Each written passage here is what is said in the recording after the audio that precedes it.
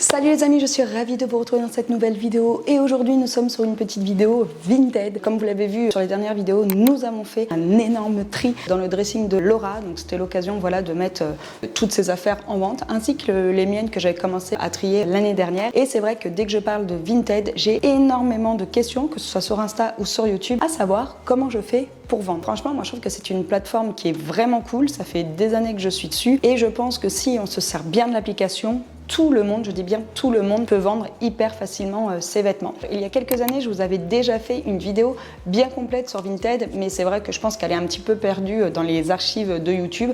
Donc je me suis dit que j'allais en refaire une pour les nouveaux. Ça va me permettre aussi de vous parler des nouveaux tips, des nouvelles astuces en fin de compte que je mets en place pour vendre facilement et rapidement surtout. Les conseils que je vais vous donner aujourd'hui sont bien sûr pour les comptes perso. On va pas du tout parler des comptes pro puisque depuis un an, je pense, Vinted s'est professionnalisé, c'est-à-dire qu'aujourd'hui on peut ouvrir des boutiques pro sur le site. Tout d'abord, la première chose, c'est de faire un gros tri. Quand vous voulez faire un vrai dressing Vinted, moi je vous conseille de mettre plusieurs vêtements en même temps plutôt que d'en mettre un chaque mois. La boutique est plus vivante et lorsque vous mettez aussi plusieurs vêtements à la suite sur Vinted, l'algorithme vous fait remonter un petit peu en tête de page, donc ça permet à ce que votre dressing soit un petit peu plus visible sur la plateforme. Ensuite, moi, ce que je vous conseille et ce que je fais maintenant systématiquement depuis quelques années, c'est que je fais des lots. Je ne vends plus les vêtements à l'unité, à part bien sûr pour les vêtements de marque ou alors quand on a des vêtements neufs. Mais c'est vrai que sinon pour tout ce qui est marque Zara, Mango, Jennifer pour les ados, Kiabi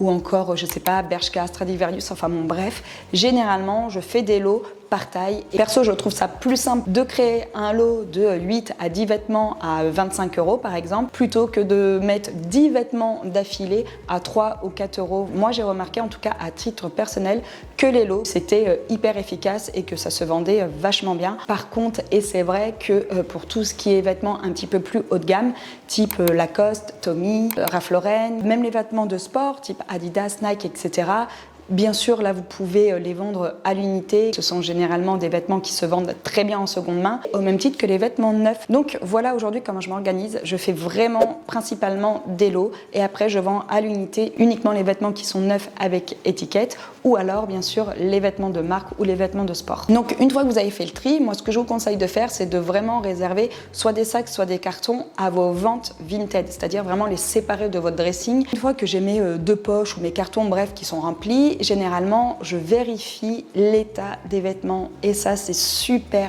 important parce qu'aujourd'hui, il y a combien de vêtements qui sont vendus sur Vinted où on voit les taches mais qu'elles ne sont pas indiquées ou alors ils sont carrément en mauvais état et ils sont en vente. Donc, on est sur de la seconde main, donc on peut vendre avec des taches ou avec un accroc à partir du moment où il est noté et spécifié dans l'annonce. Un vêtement qui est usé, abîmé, mis à part c'est quelque chose un petit peu collecteur, ça sert à rien de le mettre sur Vinted. Ne polluez pas la plateforme avec des vêtements qui ne trouveront pas preneur et qui sont trop abîmés. Donnez-les soit dans des bornes de recyclage, soit à Emmaüs. Je crois que maintenant Emmaüs recycle aussi, enfin ont des espèces de bornes ou un système de recyclage. Par exemple, il m'est déjà arrivé d'ouvrir un litige parce que j'avais reçu un article avec une tache alors que c'était pas précisé sur l'annonce. En l'occurrence, c'était un jogging Nike que j'avais acheté pour Laura, un jogging beige. Il y avait une grosse tache sur la cuisse. D'une, on ne le voyait pas en photo, c'était marqué état nickel. Et en fin de compte, quand je l'ai reçu, il était taché. Donc j'ai ouvert un litige parce que j'étais pas contente de l'avoir acheté alors que ça n'avait pas été précisé. Par contre, à contrario, il m'est déjà arrivé d'acheter un sweat pour moi où il y avait un petit accroc au niveau de la capuche. Ça me dérangeait pas, c'était notifié dans l'annonce, il n'y avait pas de souci. Le pull est vraiment arrivé comme il était décrit dans l'annonce. Vraiment, le fait d'être honnête, même quand il y a une petite tache, un petit accroc, un petit défaut, n'empêche pas de vendre. À contrario, si vous le dites pas, les gens ouvrent des litiges hyper facilement et puis moi la première, je le comprends. Donc côté organisation, je vérifie bien entendu tous les vêtements et en vérifiant les vêtements, je vais les classer par taille en faisant des piles. Je vais donc mettre tous les vêtements de 14 ans ensemble, tous les vêtements de taille S ensemble et ainsi de suite. En plus de faire des piles par taille, je fais également des piles par type de vêtements. Je fais donc une pile de bas et une pile de haut par taille. J'aurai donc une pile de tous les pantalons taille 36 et une pile de tous les hauts taille S. Alors personnellement, moi ça me semble logique de ne pas mélanger les hauts et les bas quand on fait des lots, tout simplement parce qu'une personne qui fait une taille 36 en bas ne fera pas forcément une taille S en haut et vice versa. Donc si vous voulez vendre vos lots plus facilement, je pense qu'il est préférable voilà, de bien séparer les hauts et les bas. Cette règle-là ne s'applique pas par contre quand on vend des vêtements enfants. Moi personnellement, j'ai jamais eu de mal à vendre les lots de vêtements enfants, même quand les hauts et les bas étaient mélangés. Lors du tri, je fais également une pile de vêtements sales.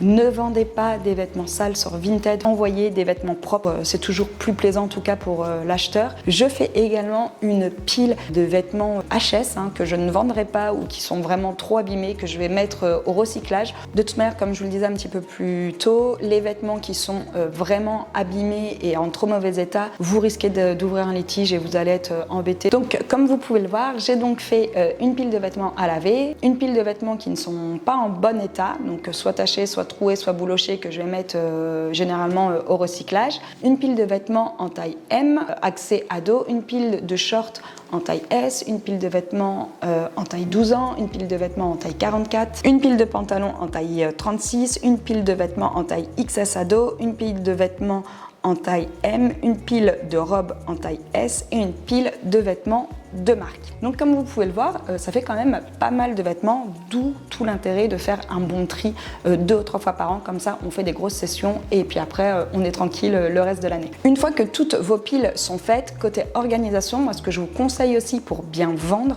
c'est vraiment de séparer vos vêtements par saison. C'est-à-dire que je vais prendre ma pile de vêtements M en taille femme et là je vais la dispatcher en 2 piles, c'est-à-dire que je vais faire une pile de vêtements qui va être axée printemps-été et une pile de vêtements qui va être axée automne-hiver. Des fois, on a envie de pulls, de t-shirts manches longues, mais on n'a pas envie d'acheter voilà, de vêtements d'été qui ne vont pas nous servir tout de suite. Et ensuite, avant de prendre vos photos, un petit conseil qui est hyper chiant, mais de moi hyper utile quand on veut vendre ses vêtements super rapidement, c'est de défroisser ou de repasser ses vêtements. Alors si vous me suivez sur Instagram, vous savez que je suis une pro du repassage. À chaque fois, je vous saoule avec mes séances de faire à repasser. Je pense qu'un vêtement repassé se vend plus vite qu'un vêtement qui est tout froissé, clairement. On se rend plus compte de la forme, de la coupe du vêtement quand il est parfaitement repassé. Vous allez perdre peut-être, je sais pas, 30 minutes, 45 minutes à repasser tous vos vêtements avant de prendre vos photos, mais vous allez gagner du temps en fin de compte à les vendre après sur Vinted. Et encore une fois, je trouve que c'est sympa pour la personne qui vous l'achète de recevoir un vêtement propre et en plus repassé. Ensuite, une fois que vous avez repassé vos vêtements, on passe aux photos justement. Donc pour faire des photos vraiment sympas et attrayantes, moi je vous conseille, et je vous l'avais dit déjà dans l'ancienne vidéo, de prendre vos photos sur fond blanc ou tout du moins sur fond clair, donc du blanc, du beige, du gris, peu importe, du rose, mais voilà, sur quelque chose d'assez neutre. D'une, ça fait ressortir les vêtements. De deux, je trouve que pour prendre les photos, c'est quand même plus sympa, plus chouette et plus simple, que ce soit avec un téléphone ou un appareil photo. Si vous n'avez pas de mur clair, vous pouvez les mettre au sol, si vous avez un carrelage ou un parquet clair, ou encore sur une porte, vous accrochez le cintre dessus et vous prenez votre photo. Généralement, les portes sont blanches ou tout du moins de couleur claire. Pareil, quand vous prenez vos photos, mettez-vous dans un endroit neutre où il n'y a pas de bazar autour. Il faut que l'œil de la personne soit juste attiré par l'article que vous vendez et pas par tout ce qu'il y a autour. Moi, par exemple, quand je fais des sessions vintage, j'en ai absolument partout, et quand je vous dis partout autour de moi, sur les photos, vous voyez pas que c'est le bordel derrière moi. Une fois que vous avez trouvé votre mur blanc, essayez de faire des photos claires. Alors moi, je trouve que ça marche mieux à l'appareil photo, donc forcément, je suis équipée d'un appareil photo et d'un trépied, donc je m'en sers. Tout le monde n'est pas équipé d'un appareil photo et d'un trépied. Les smartphones font de très belles photos. Après, appareil photo, téléphone, franchement, ça c'est vraiment une question de choix et de goût. Les deux fonctionnent très bien. Pour les photos, généralement, moi, je prends les photos de face, de dos, l'étiquette en gros plan pour montrer la taille et la marque. Je prends aussi les tâches et les défauts si je décide tout de même de vendre l'article, parce que je vais le préciser dans l'annonce. Et je peux aussi prendre les détails, des petits boutons originaux ou autres. Voilà. Il est aussi super intéressant quand on a le temps de présenter les vêtements que l'on va vendre portés. Alors ça, je sais qu'à chaque fois qu'on vend quelque chose, si c'est pas porté, on nous le demande. Alors j'arrive à le comprendre quand c'est sur des vêtements qui ont un certain prix.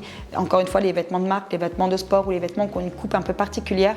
Après, nous demander des photos, par exemple sur un t-shirt Zara ou une chemise Mango, franchement, quand on a des lots où il y a 8 vêtements, vous imaginez pas du temps que ça prend de porter, d'enlever, de prendre la photo, de porter, d'enlever, de prendre la photo. Enfin, c'est juste un temps fou pour un lot qui va être vendu 15 €. Moi, quand je vends sur Vinted, c'est vraiment pour me débarrasser des vêtements, forcément, de faire de la place dans les placards.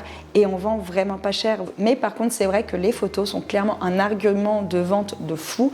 Un article qui va être porté va être 10 fois plus vu déjà en termes de visibilité et je pense qu'il aura plus de chances d'être vendu qu'un article qui n'est pas porté. Ensuite, une fois que toutes vos photos sont faites, avant de passer à la création de l'annonce sur Vinted, n'hésitez pas à retoucher vos photos. Donc, quand je dis retoucher, c'est d'un point de vue contraste, luminosité et encore recadrer la photo. Là, l'idée de retoucher avec les contrastes et la luminosité, ça vous permet aussi de vous rapprocher peut-être de la couleur de l'article.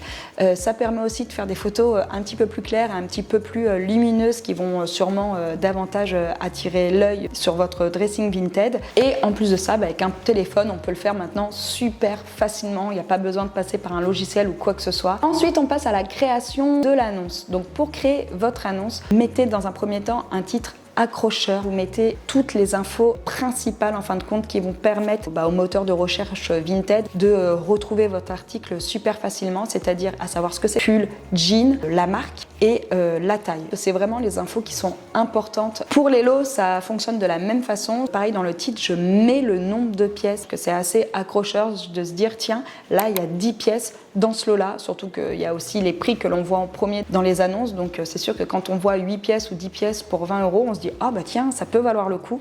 Donc mettez bien le nombre de pièces également dans le titre, ainsi que les marques et la taille. Ensuite, pour les descriptions, donc quand vous vendez un article à l'unité, vous mettez bien sûr les choses qui vous semblent pertinentes. Vous pouvez bien sûr remettre la marque, la taille, éventuellement la couleur dans l'annonce. Notez également dans l'annonce comment est l'article et dans quel état il est. Et bien sûr, c'est aussi à cet endroit-là, au niveau de la description, que l'on met quand il y a des défauts, des taches, des trous, etc., etc. Pour les lots, je fais une annonce un petit peu plus complète en détaillant vraiment tout ce qu'il y a dans le lot. Donc c'est-à-dire avec le style de vêtement, la taille et la marque. Donc je vous mets une petite capture d'écran ici. Typiquement, je vais marquer un top gris sans manches, mango taille S, un top noir avec manches Zara taille S. Vraiment, je détaille tout ce qu'il y a dans le lot avec la marque et la taille. Ça permet en fin de compte aux acheteurs de savoir exactement ce qu'ils achètent. Et donc voilà, une fois que vous avez fini votre description, vous allez bien sûr bien notifier exactement ce que Vinted vous demande. Donc la marque, encore une fois, c'est important de la noter puisque c'est par cet outil-là que le moteur de recherche Vinted va retrouver votre annonce. Si vous notez bien la marque, l'état de l'article et bien sûr la couleur. Ensuite, une fois que ça c'est fait, vous n'avez plus qu'à publier. J'ai vraiment fait un tour détaillé de comment je publie en fin de compte mes annonces sur Vinted pour qu'elles soient visibles par le plus grand nombre et plutôt bien référencées. Mais vous pouvez aussi pousser un petit peu l'algorithme Vinted dans ses retranchements et faire en sorte que lui vous aide à vous mettre en avant. Déjà, vendre aux bonnes heures, quand même des heures où les gens sont le plus connectés sur l'application, donc soit entre midi et 2 aux pauses déj, soit en fin de journée à partir de 16-17 heures. Moi, j'avais pas mal de ventes qui se faisaient à 21h, 22h, peut-être quand les enfants sont couchés ou peut-être quand les jeunes sont dans leur lit et qui scrollent comme ça Vinted. Vous pouvez également poster le week-end. Le week-end, c'est vrai que c'est des jours où il y a pas mal de visibilité sur l'application. Donc, ça aide généralement à mettre votre vitrine en avant quand vous postez au bon moment. Autre chose qui est hyper important si vous voulez vendre vite et bien sur Vinted, c'est de mettre vos articles au bon prix. Beaucoup vendent hyper cher. Regardez le prix déjà qu'il a de base et divisez-le au moins en deux. Pour moi, c'est la règle numéro 1. On ne peut pas vendre du Zara au prix du Zara. Il faut au moins diviser le prix du vêtement par deux. Tornado qui arrive, qui se prend tous les murs. Ensuite, autre astuce pour vendre vite et bien, parlez-en sur les réseaux sociaux. Aujourd'hui, on a Snapchat, Facebook, Twitter, Instagram, bref, tous les réseaux sociaux que vous avez, faites une petite annonce, parlez-en à vos amis, à votre famille qui a pu se faire tourner un petit peu votre dressing. Et ensuite, dernière chose, vous pouvez mettre vos dressings en avant, vos vitrines en avant. Alors, je vais vous faire une capture d'écran parce que je ne sais plus exactement comment ça s'appelle, mais je vais regarder sur l'application et je vais vous mettre exactement ce que c'est.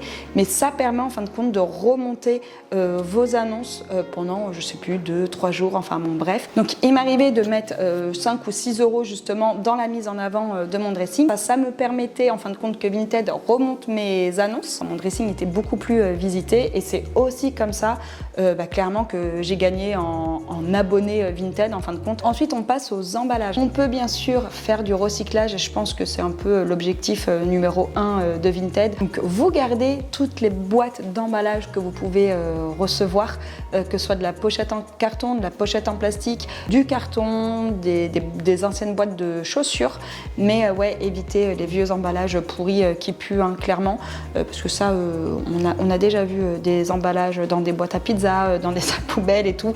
Je pense pas vraiment que ce soit l'idéal, je pense qu'on peut faire mieux. Vous pouvez aussi acheter des emballages, donc on en trouve dans les magasins style Bureau Vallée, etc. Soit des petits sacs en carton, soit des espèces de grandes enveloppes cartonnées. Ça coûte pas très cher et ça vous permet d'avoir des emballages à peu près corrects pour envoyer. Vous pouvez également choper des petites pochettes plastifiées sur Amazon. Alors je sais que voilà, acheter sur Amazon, c'est pas ce qu'il y a de mieux, mais en tout cas, en termes de prix, ça reste super correct. Moi, j'ai des espèces de petites pochettes plastifiées avec des flamants roses dessus. J'en ai acheté une cinquantaine il y a 2-3 ans, j'en ai encore quelques-unes et je crois que les 50, j'ai dû les payer 7 €, un truc comme ça. Ensuite, autre petite astuce, si vous voulez faire des jolis emballages à moindre coût, et notamment quand on vend beaucoup de l'eau, achetez un rouleau de Bolduc, pareil, ça coûte 3 ou 4 €. Vous avez des mètres et des mètres de Bolduc, donc ça vous sert, je sais pas, pendant, moi le dernier que j'ai, il a dû me servir pendant 2 ou 3 ans, hein. Mais ça vous permet d'attacher vos vêtements tous ensemble et ça évite que quand on les met dans les emballages, tout se dispatche, surtout si, comme moi, vous repassez, que vous prenez soin de vos vêtements, ça évite vraiment que les vêtements se mélangent et arrivent tout en bazar dans l'emballage en fin de compte. Petite astuce Bolduc, vraiment pas mal. Et également, je récupère moi tous les liens que je peux recevoir, que ce soit de la cordelette, du cordon en coton, peu importe, mais essayez de recycler de toute manière un maximum ce que vous avez déjà chez vous. Dernière petite astuce, quand on fait beaucoup de ventes comme ça sur Vinted, on imprime énormément de bons. Moi, ce que je fais la plupart du temps, c'est que quand on imprime des feuilles, que ce soit, je sais pas, ça peut être un cours d'histoire, un script d'une vidéo, par exemple, moi, ma vidéo Vinted, là, je l'ai écrite, j'ai fait une trame pour savoir dans quel sens je devais vous dire les choses. Je ne jette pas ces feuilles derrière, je les garde, je les mets dans une petite bannière, j'imprime en fin de compte mes bons Vinted à l'arrière de feuilles qui sont déjà utilisées. Les bons Vinted sont collés sur des cartons, sur des papiers qui vont être forcément jetés par la suite. Donc ça permet aussi de faire des économies de papier, on va dire. Et encore une fois, là on part sur un principe un petit peu de recyclage. Donc voilà, écoutez, je pense avoir fait le tour de tout ce que je voulais vous dire. Si vous suivez bien toutes ces petites recommandations, il n'y a pas de raison que vous ne vendiez pas sur Vinted. Donc écoutez, voilà, j'espère que cette petite vidéo vous aura plu, hein. N'hésitez pas à mettre en barre d'infos vos dressings Vinted si vous êtes sur Vinted, parce qu'on pourrait peut-être faire une vidéo du style je chope mes vêtements sur le dressing de mes abonnés ou un truc comme ça, j'en sais rien. Mais en tout cas, je pourrais aller voir, d'autant plus que, comme je vous le disais, j'ai vendu pas mal de choses la semaine dernière, donc je vais avoir un petit peu de sous dans mon porte-monnaie. Pour celles et ceux qui auraient loupé justement le vide dressing, en l'occurrence de Laura, de mes affaires, il y avait aussi quelques affaires de Maëlle que j'ai mis en ligne la semaine dernière. Je n'ai pas tout mis en ligne, il m'en reste encore. N'hésitez pas à aller jeter un coup d'œil, voilà, si vous êtes intéressé. Mon dressing Vinted, c'est AML-vintage. De toute manière, je vous le mets en barre d'infos, mais voilà, n'hésitez pas à aller jeter un petit coup d'œil si ça vous intéresse. Et moi, en attendant, j'attends le nom de vos dressings en commentaire. Donc sur ce, je vous souhaite à tous une très belle journée et puis je vous dis à bientôt. Salut!